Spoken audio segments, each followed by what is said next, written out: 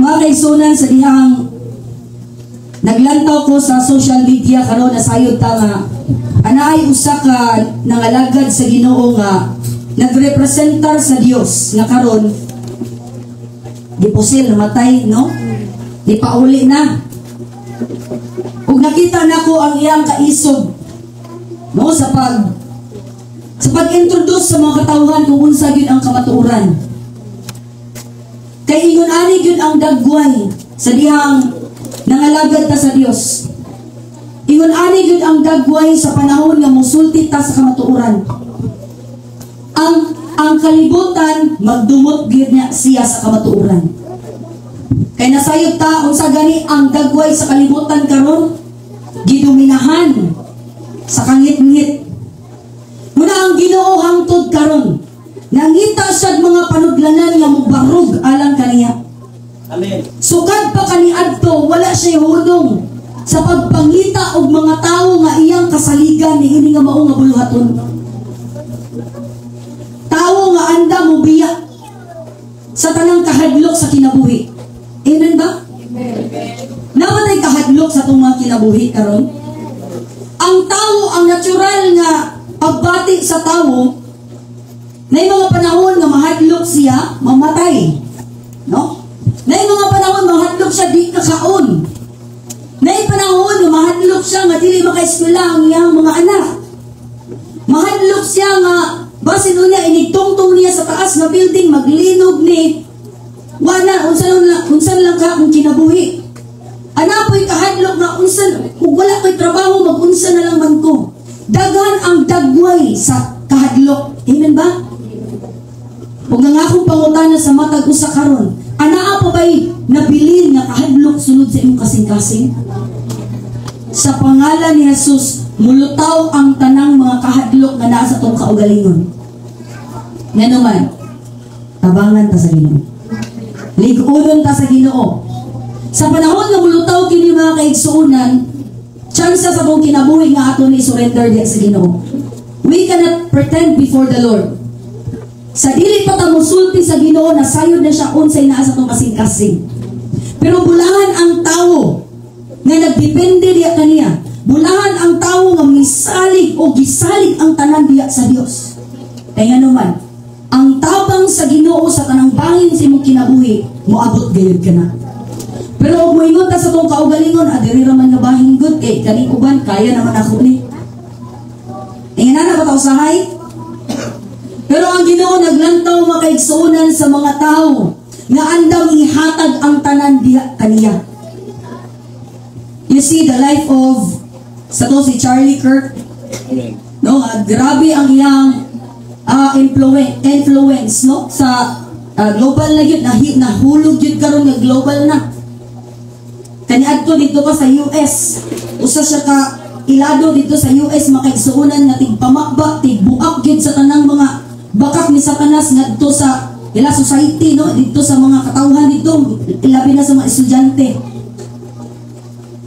Muna nga usa ka dagway mga kaigsuonan nga nindot kaayo tinguhaon sa mga Kristohanon. Amen? Kasi nagtinguha nin anak. Nagamiton siya sa Ginoo. Natigpamakba niya. Nabisan pa man muatang ang kamatayon diya sa iyang atubangan. Di kayo siya mahadlok. Amen? There is a soldiers of Jesus Christ.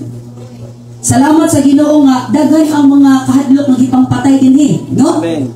Kahadlok sa matungag ngit-ngit, ampong ngit-ngit, oh. Ato mas balang bukid dito kay ipang asay mo biyang laing dapit lagyo dito pang deploy mo, malaykar nila deploy mo. Adto ka dito sa may punuan dapit, lahi. So kana nga bahin pagubak ko na siya sa kana nga area sa kahadlok sa tawo. Naapoy mahadlok musangyaw sa pulong sa Ginoo sa gawas. Karon, kinsa tong nahadlok tas kamot. Wala na, patay na. Wala na, patay na. Hallelujah, praise God. Praise God. So, anay mga area, mga kaigsuonan, nga salamat sa Ginoo, ginamit ang mga katawan sa Ginoo, nangamatay ang mga gikahadlokan nato kaniadto. Kasi mahadlok, masangyaw sa pulong sa Ginoo, dinis ito nga. Murag ang uban ako nakita, mag-ilog kumanggan gani. Natay igsuon diri nga, I'm next in line. Hallelujah, next in line. So, na-bless ko sa kasing-kasing sa mga katawan sa Ginoo kaya nagi heart bitaw gyud og kalipay sa pagpagamit diha sa Ginoo. And I know in this season na ay pinasahi nga gibuak ang Ginoo sa kinabuhi sa mga o sa sitwasyon sa mga katawhan sa Ginoo. Another level of kaisog ba? Amen? Muna nga, bisan silang Pablo kaniadto makaigsuunan ang ilang mga gipang faith. Dili malalim. Dili gyud sayon. And if we know, ang mga katawhan nga gigamit sa Ginoo sa mga dinagkuan nga paggamit dili na dawat sa iyang dapit. Dili na dawat sa iyang dapit. Ang mga propeta kaniadto, si Jesus mismo. Di ba? Pero always remember sa panahon nga ang Dios mugamit sa tao o sa mga tao, padayon lang yun kay bisan pa man moabot sa panahon sa mong kinabuhi, dili man kadawaton sa kalibutan, di man kadawaton sa dapit na kung asa ka, ang Ginoo ang mubarog alang kanimo. Muna mga kaigsuunan nga karon nga panahon nag-awhag ang Ginoo nga kitang tanan magmaisugon diya sa espirituhanon nga pagkinabuhi. Kaya nasayod ka nagkadautan o nagkadautan ang kalimutan. Kinsay nagigugma sa itong buhay na Diyos. Ipatasan ka mo. Pwede ipakita sa itong live. Ipakita. Kinsay nagigugma sa itong buhay na Diyos. Ipataas ang kamot. Hallelujah. Ibutang na. Kinsay gustong mamatay alang sa Diyos. Hallelujah. Praise the Lord! Hallelujah! Kung sa itong gidaghanon sa pataas sa katong manhigugma sa Ginoo, andam po nga mamatay para sa Dios. Praise the Lord! Ito pakpakan ang buhay na Hallelujah! So mga kaigsunan, di kinahanglan ang matag usa kanato mo barog alang sa Dios. Ang akong pangutana, una, nahigugma baka or bata sa Dios. Then nagpataas ang atong naidagang mga nagpataas sa kamot. Mga kaigsuunan, abliha ang iyong mga Bible, mga kaigsuunan, then sa John 14:15 and John 14:23. I know that God, our Lord God, used us, no? Gigamit ta sa Ginoo sa nagkalain-lain nga paggamit. Sa pinasahi nga mga paggamit. Gigamit ta sa Ginoo sa atong pamilya, gigamit ta sa Ginoo sa atong community, gigamit ta sa Ginoo sa atong church, ug napoy uban gigamit sa Ginoo as representative sa mao nga nation, no? Nagkalain-lain nga kabug-aton ang paggamit sa Dios nato. Kita mo kay igsuunan nga naay range ang atong pagkatinawag sa Dios. Amen ba? The level or unsay gidakon sa imong influence mga kaigsuunan, sa imong influence as ikaw nga lagad sa Ginoo. Ingan anak pod kadako ang imuhang maagian nga mga pagsakripisyo. Because we cannot be an effective or dili ta mong epektibo sa mga tao kung mismo kita tong kaugalingon wala ta nakasinati sa Dios. O wala ta nakasinati sa pulong sa Dios. Ingon ang pulong sa Ginoo mga kaigsunan. John 14:15. If you love me, mo ni ang evidence. If we truly love the Lord, ingon siya, you will obey my commands. Kinsay nag-obey sa commands sa Ginoo dinhi? Kinsay nahigugma gyud kaayo sa pagbasa sa pulong sa Dios? Because in His Word, diri sa pulong sa Ginoo, diri nato makita ang angay natong tumanon at tubangan sa Ginoo. Amen?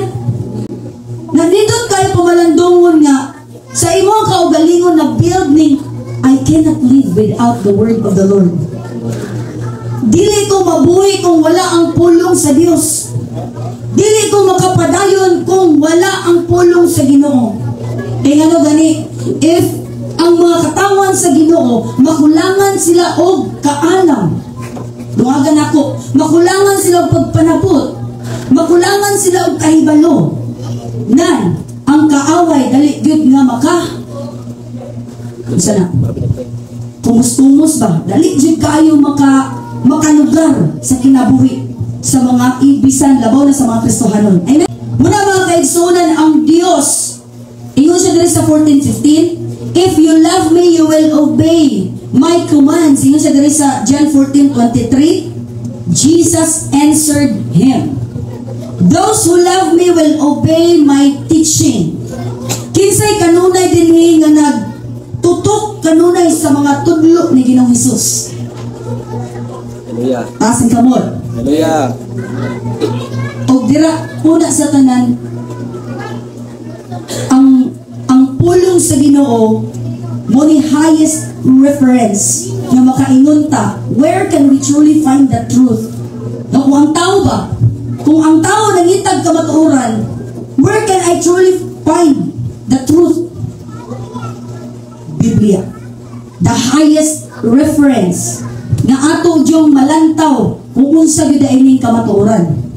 Because if we trust sometimes sa ato lang mga ato lang experience, or even sometimes kahimuan sa espiritu, di kinahanglan nga ang atong experience diha masibo sa pulong sa Dios. Amen? Muli ang giya, ang pulong sa Ginoo, muli naghatag og kating-awan